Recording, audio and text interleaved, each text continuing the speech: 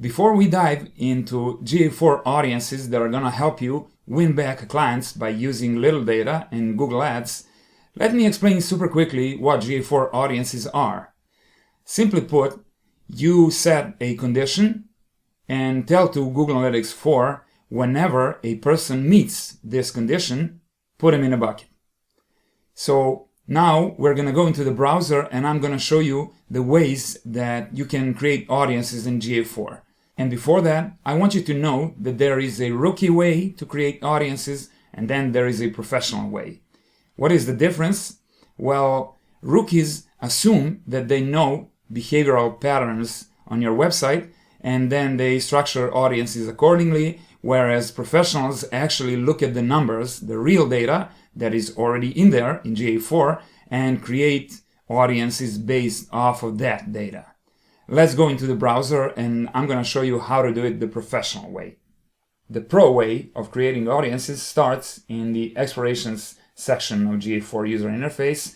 Practically, you start with a blank exploration and create a segment. Make sure it's a user segment and then you put your conditions here. Now, as every good chef, I already pre-cooked a few audiences for you to see because we don't have time now to structure them up.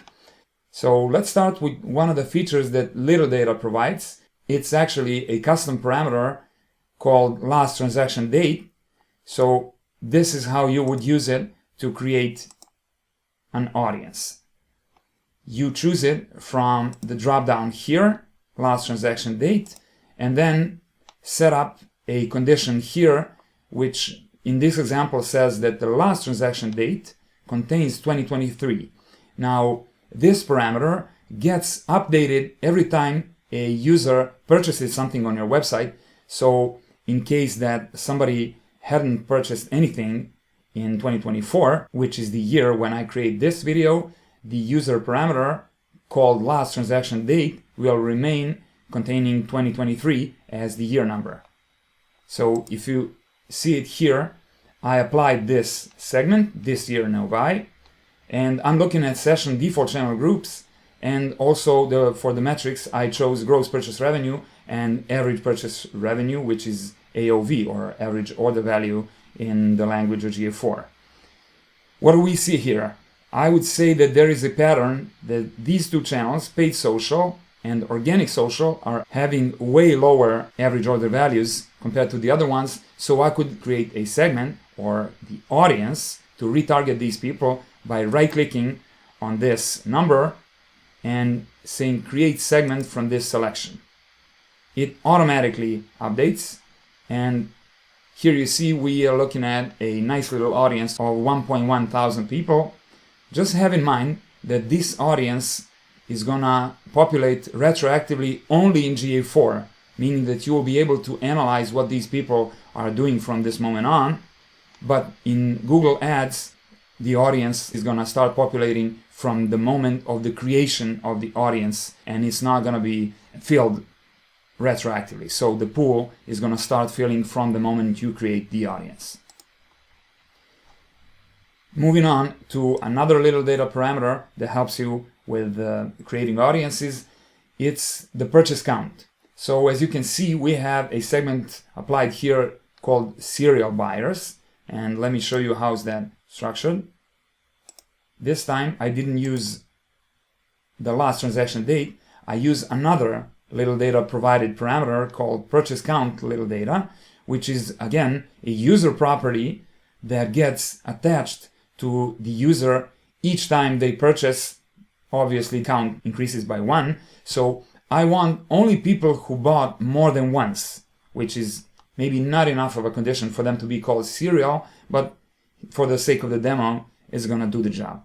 So there are 66K of users in this property that fulfill this condition. And if we divide them by the interest, here is what we see. Now, just for fun, let's add gender and age and see what happens to this table. We can see that females aged 25 to 34 are actually dominating this table. So we can use it in our Google Ads demographics setup, both in the targeting and in the exclusion sections, because Obviously, they are already performing nice, so let's see what we can do about other demographic groups.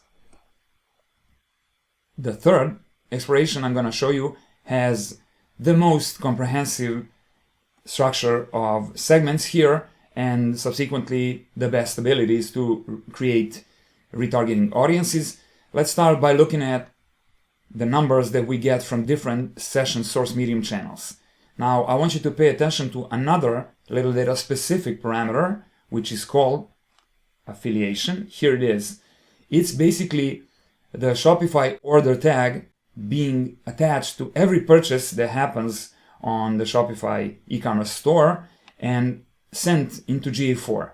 Why is it important? As you can see here, I created a filter saying that each Shopify order that contains order tag recurring, I want it out of this report. So I don't want recurring orders polluting the numbers here, because I want to focus only on first orders happening or the subscriptions when they actually happened.